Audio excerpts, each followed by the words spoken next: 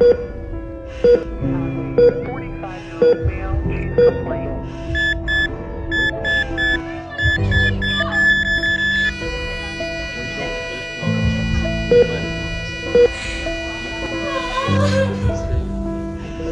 Oh, maligo ka na doon. Magpapagal-bagal.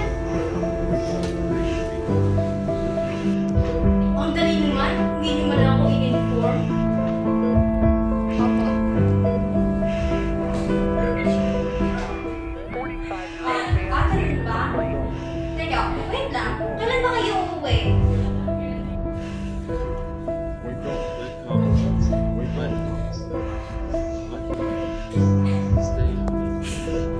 Oh, meron pong brain cancer ang madam. Bella!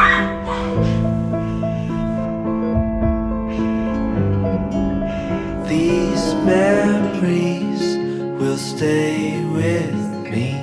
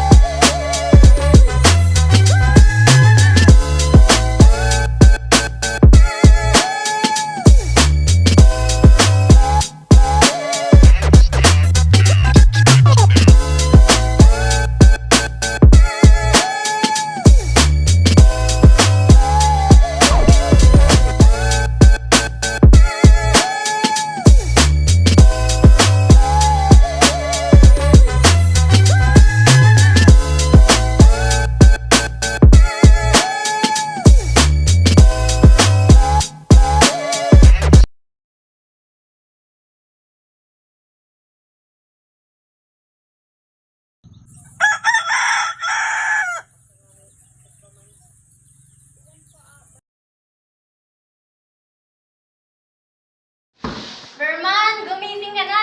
May pasok ko pa mamayang alas 7. Po ate, nariyan na.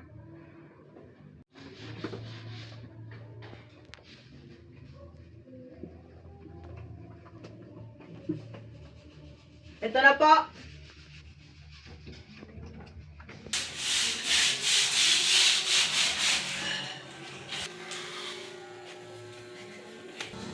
O, kumain ka na. Tama na yung cellphone.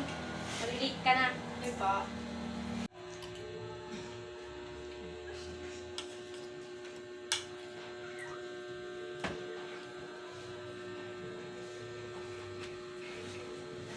Oh, maligo ka na doon. Magpapagal-bagal.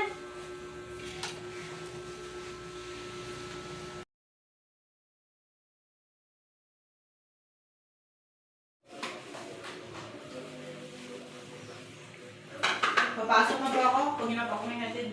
Ay, ganun ba? Sige, mag-iingat ka ha. Hindi po.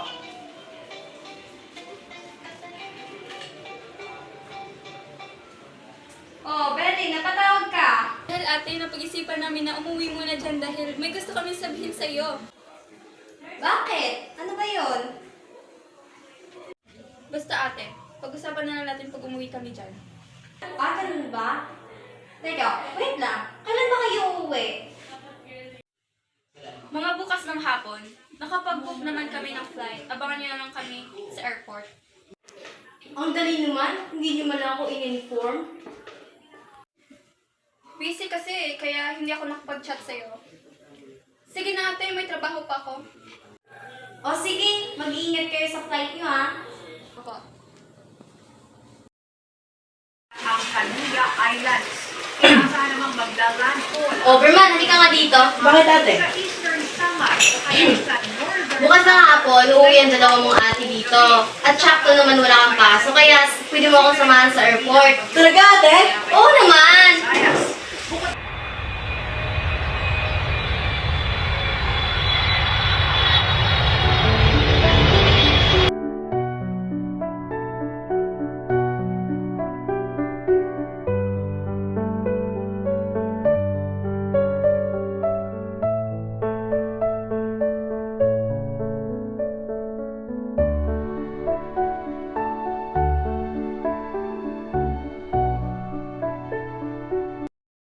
Berman, bakit hindi ka mapakali? May sakit ka ba?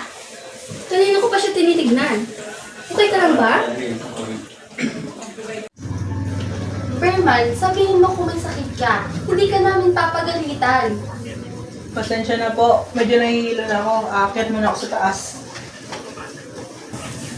Ate, may gusto sana ako sabihin sa'yo. Ano yun? Gusto ko muna na doon tumira si Berman sa States. Ano?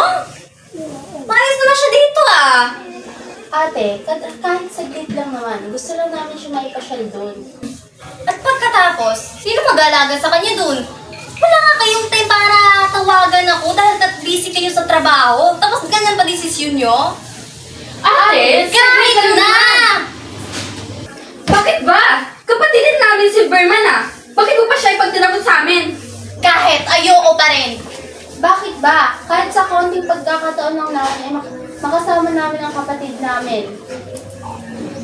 Kapatid rin naman namin siya Hindi ko siya pinagdadamot sa inyo. Ang akin lang naman, baka ano mangyari sa kanya doon? Nandito naman kami Ayoko nga sabi! May ilang bata yan, tapos dadalhin niyo pa sa mapollution na lugar? Ate, parang hindi mo naman kami kapatid. Bakit ganyan ka makapagsalita sa amin? Kung ayaw mo matanong ng pabara, huwag kang magtanong ng patanga. Ate, hindi naman yun patanga. Ang tanong ko, hindi naman yun sa'yo. Oo nga ate. Isa ka pa, Berna? Huwag niyo nga ako masagot-sagot ng ganyan. Pinalakan ko kayo ng mabuti, tapos gaganyan niyo na lang ako? Ate, hindi naman yun yung point ko Nakikiusap lang naman. Ano yun? Isa si Berman!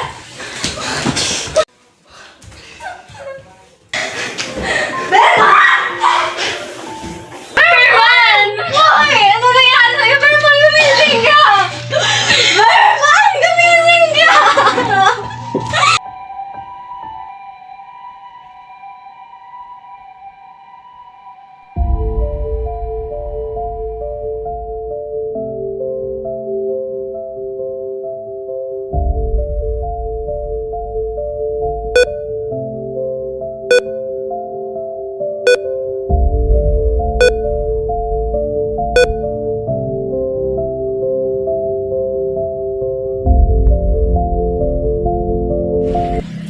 Hawak, ano po sakit ng kapatid namin? Ma'am, kalma lang po kayo. I sad to say na meron po brain cancer ang bata. Ano? Baka nagkamali na kayo. Gawin niyo ng paraan. It's all true po, ma'am. Pwede niyo po siya makasama kahit kunting pa-oras. Excuse me. Ano?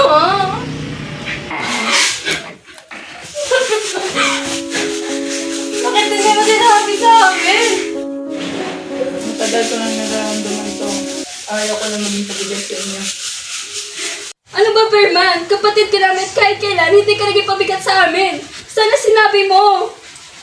Sana sinabi mo, hindi ka nag-iisa. Kasama mo kami. Berman, mahal ka namin. Dapat sinabi mo para matulungan ka namin. Gusto ko lang maging masaya tayo habang nabubuhay pa ako.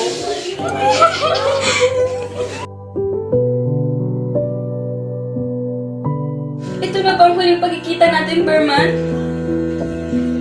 Anong ibig mo sabihin? Baby, it's the right time para hindi na siya mahirapan pa.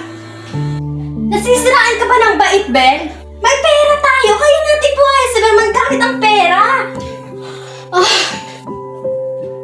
Wala na tayong sakit ni Berman. Imposible mabuhay pa siya. Ayoko siya nakikita ng nasasaktan. Ayoko rin siyang nakikita nasasaktan, pero hindi sa ganyang paraan. Tama naman si Ate Bel para hindi na siya mahirapan sa kanyang sakit. Akala niyo ganun na kadali yun? Hindi niyo ba iniisip kung gaano kahalaga si Berman sa akin? Sa atin? Ate, importante sa amin si Berman. Walang gusto mawala siya. May point naman si Ate Bel, ate, para hindi na siya mahihirapan. Sa totoo lang, marami tayong pagkukulang kay Berman dahil puro ng trabaho ang ating atensyon. Pero ayoko siya mawalan sa ganitong paraan. Hindi natin nakalain na aabot sa ng kalagayan si Berman. Na sa isang idlaw ay mawawala na lang siya sa ating tabi. Mag-isip ka naman ate Hindi namin ito gusto, pero ito ang nararapat.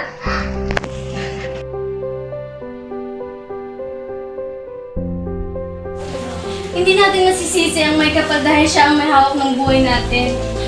Kahit masakit, pilitin ko kung ano ang nararapat. Salamat at naiintindihan mo kami, ate.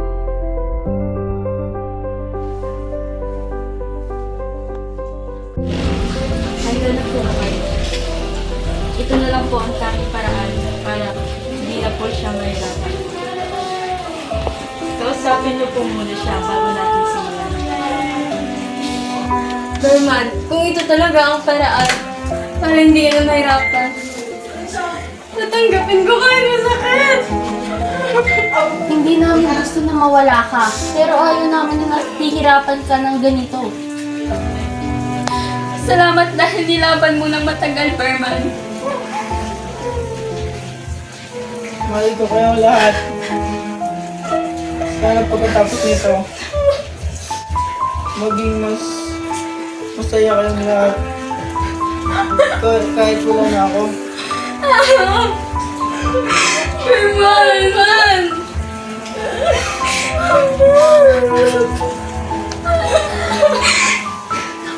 Kailangan niyo na pong umalis. Kami na po ang bahala.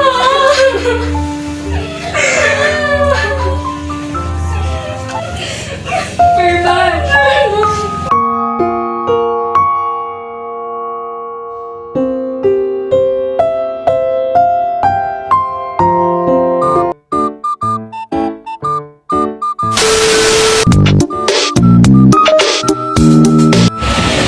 Handa na po ba kayo?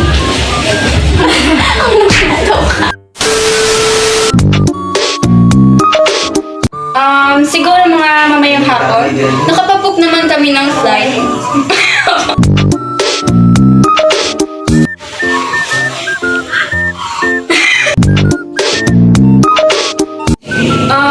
Mga bukas ng hapon. Pero nakapag-book naman kami. Berman! Hoy! Ano nangyari sa'yo? Berman, gumising ka! Berman! Gumising ka!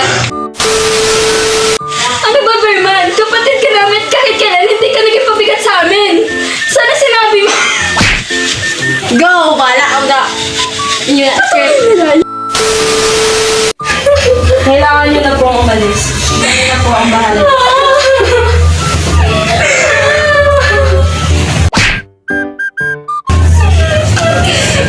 Berman! Ikaw din. Berman, kung ito talaga ang paraan para hindi ka na mahirapan, tatanggapin ko kahit masakit. Berman, ayaw naming mawala ka. Ay, mali ako. Ah?